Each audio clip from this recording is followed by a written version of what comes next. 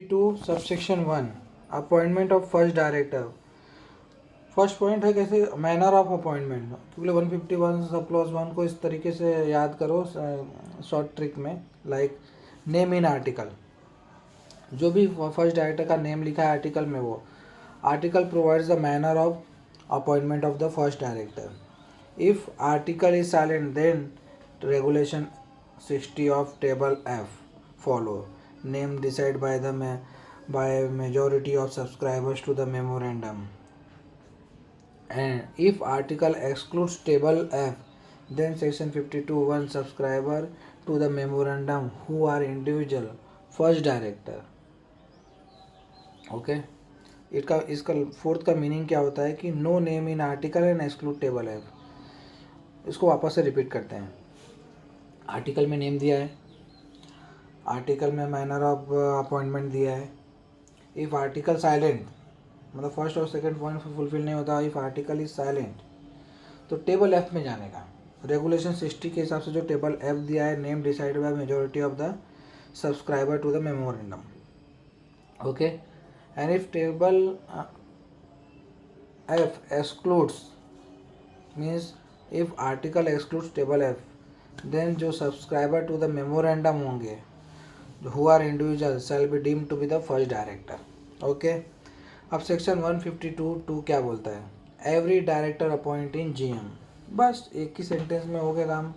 और 152 sub section 3 क्या बोलता है? जो उनका डीन हो गया, फर्स्ट हैज, उसके बाद डीन होना चाहिए, देन अपॉइंट अदर नंबर। और उसके लिए क्या करना पड़ता है? उसको बोर्ड रेजोल्यूशन पास करना पड़ता है, फिर उस डीन एप्लीकेशन के लिए बोर्ड रेजोल्यूशन सबमिट करेगा, फिर डीन अलॉट होगा, आइदर उसके बाद पहले से डीन होगा।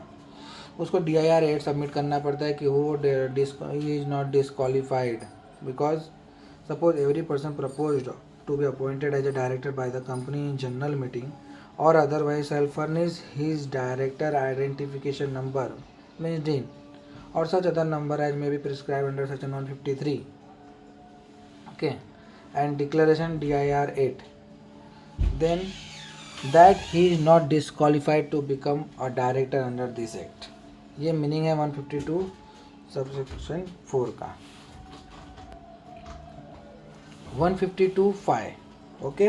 प्रपोज डायरेक्टर, जो भी डायरेक्टर प्रपोज होगा वो अपना कंसेंट देता है। कंसेंट DIR 2 में दिया जाता है, DIR 8 दिया जाएगा, जो डिक्लेरेशन देगा वो, और MBP 1 टू कंपनी सबमिट करेगा। Okay. and DIR 12 by company to the registrar of office within 30 days after the appointment. Punishment for violation of section 152. Punishment इसके अंदर सिंपल वे में 50,000 नॉर्मल है, और अगर को कंटिन्यू करता है तो 500 पर डे के हिसाब से उसको फाइन लगता है after the first day of default. ये सेक्शन है 152(5). दूसरा एक है, इसमें थोड़ा सा एक्स्ट्रा ज्ञान है जो मतलब बच्चों को ईजी होता है। इनका टेन्योर क्या होता है? They hold the office till the ensuing GM where share holders elect directors under section 160।